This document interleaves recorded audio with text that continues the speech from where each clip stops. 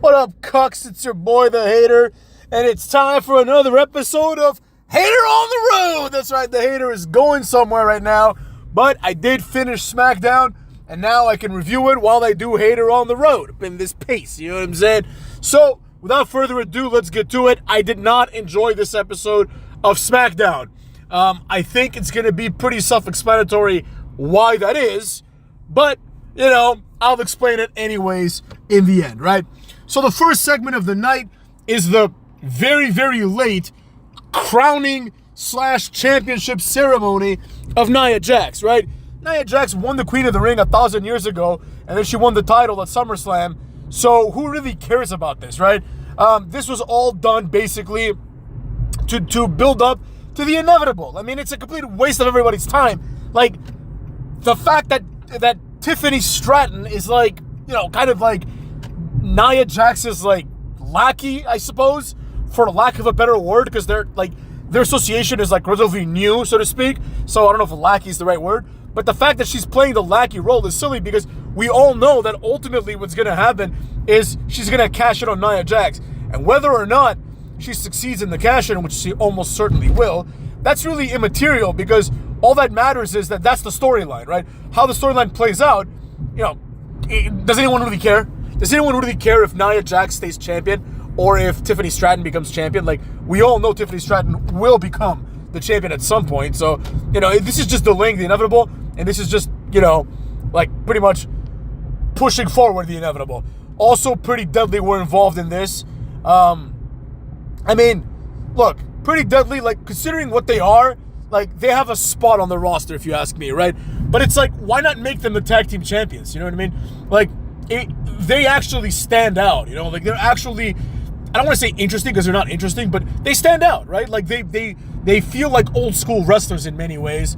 You know, they have, like, some personality, and they cut some promos, and they do some mic work. And, you know, in terms of their in-ring work, if you will, like, it's pretty decent, right? Like, you know, there's nothing there to separate others from them. So, you know, I wish to see some more of them, but I don't particularly give a rat's ass. The segment was mid, you know. I would give the segment a D because, like, nothing was furthered, right? Like, we already know what's going to happen. So, like, you know, as I said in the previous video, you can skip the next, like, 5-6 weeks, and we can just move on to, like, Tiffany Stratton versus Nia Jax or the cash-in and go from there, right? Speaking of nothing happening, we have yet another Andrade Carmelo Hayes match. You know, if you're going to have these guys wrestle 3 times, just call it a best out of 5 series. Or if it's going to be 7 times, call it a best out of 7 series, right? Or whatever, do what you want. If you're going to make them a tag team, I don't know.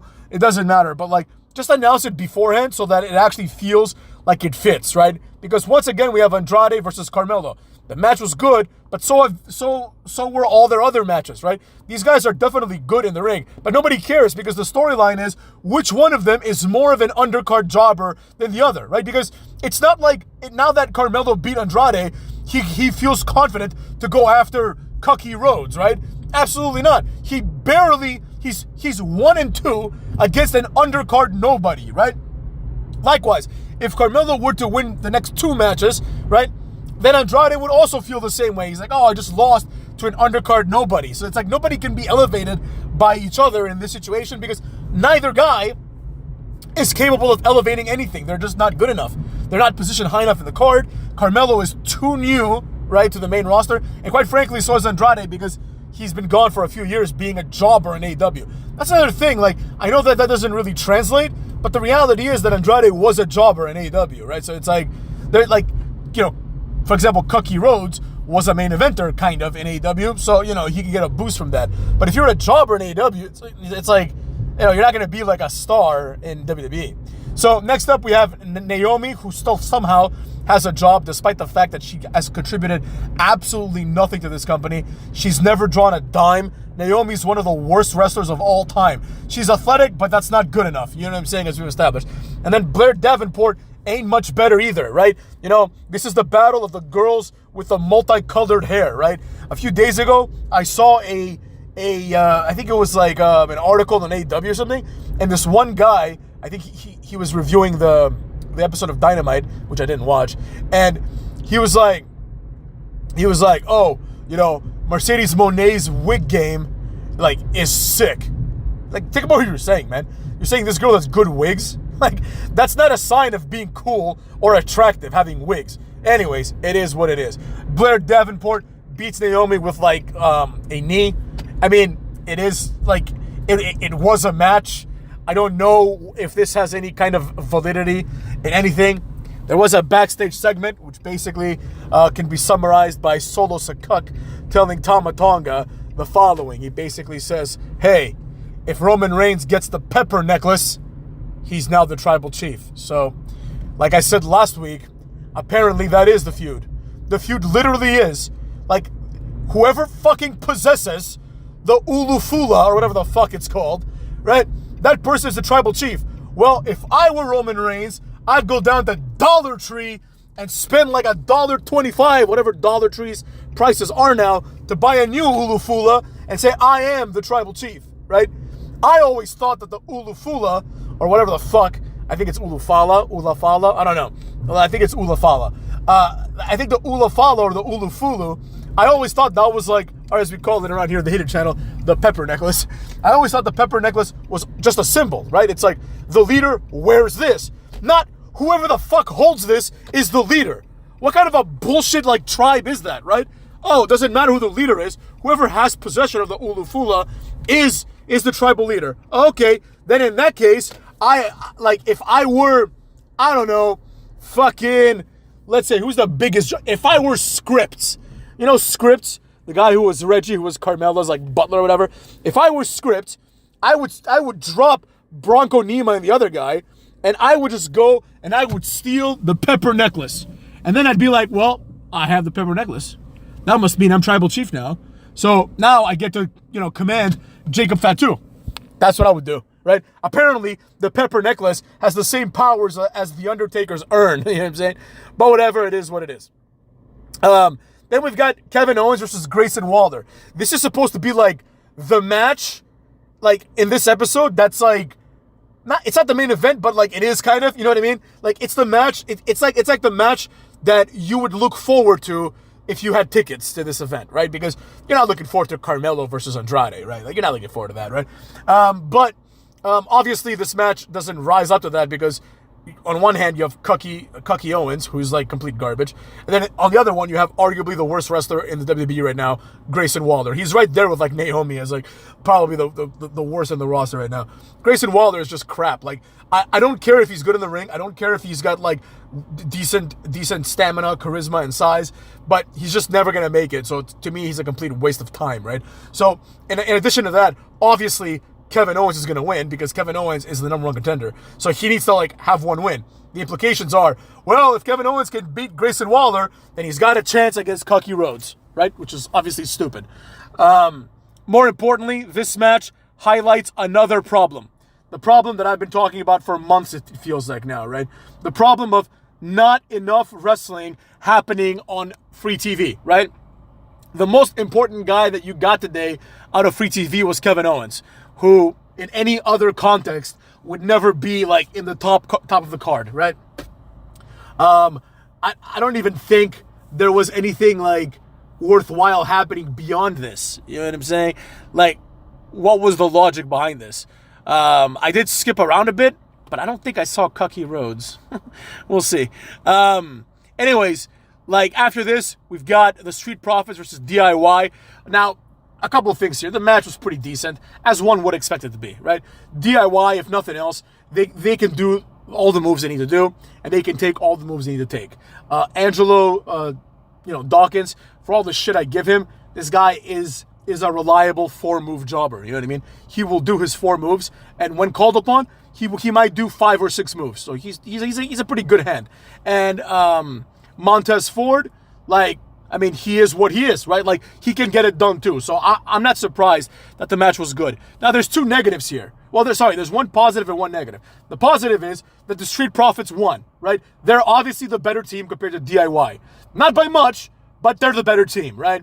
The negative is that that DIY lost, and therefore, now we have to see the Bloodline destroy the Street Profits. Because Street Profits are not going to beat the Bloodline. Actually, I mean, it's possible, right? There's obviously a chance. Like, Roman Reigns comes and screws them, you know what I mean? But that's their only chance, right? And you don't want them to win it like that anyways. But whatever. That was the main event. Maybe that'll lead to something, right? Then we had the silly but predictable nonsense here. Tama Tonga and Solo Sikoa come out, and basically, I mean, long story short, you can say it how you want to say it. They ambush Roman Reigns, right? Roman Reigns comes back to take the pepper necklace, the Ulufula, right? And he's out there basically like, it's the same thing. He's basically CM Punk. He's out there just trying to get his jewelry back. And this is just atrocious, And the Roman Reigns, like, the way that he should be booked is he doesn't care about being the tribal chief. He cares about beating up Solo Sikoa, right?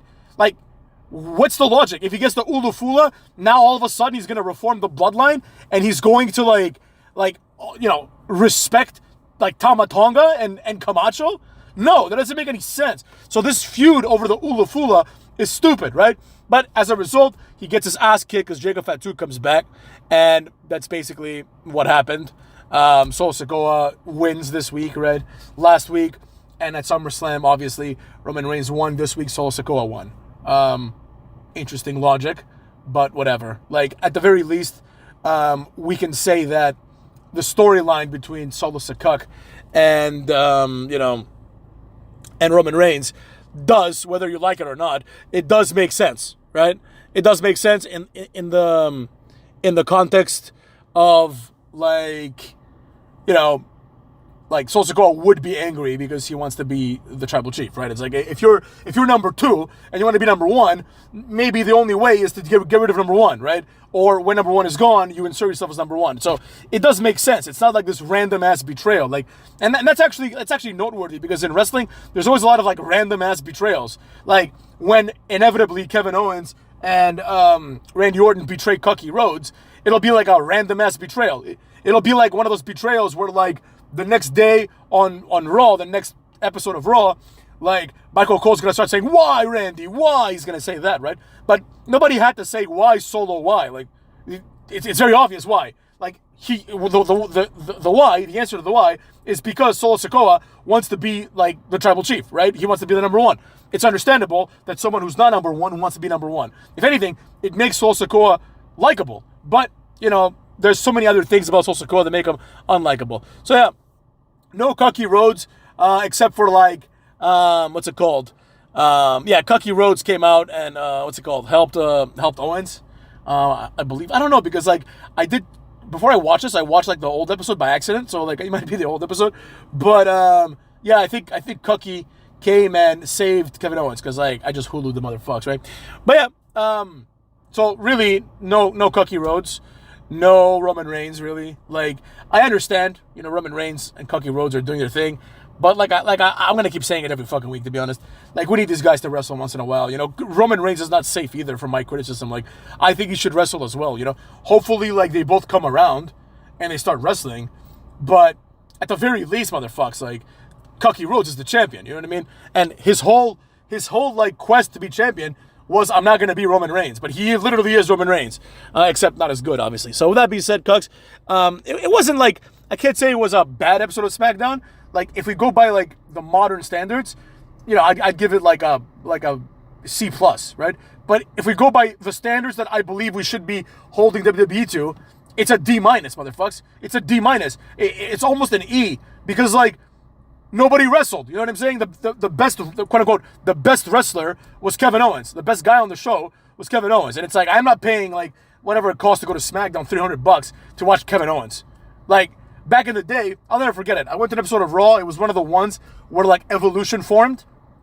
And we had like so many matches. I was in DC. It was in like either in DC or in Baltimore. So many matches, motherfucks.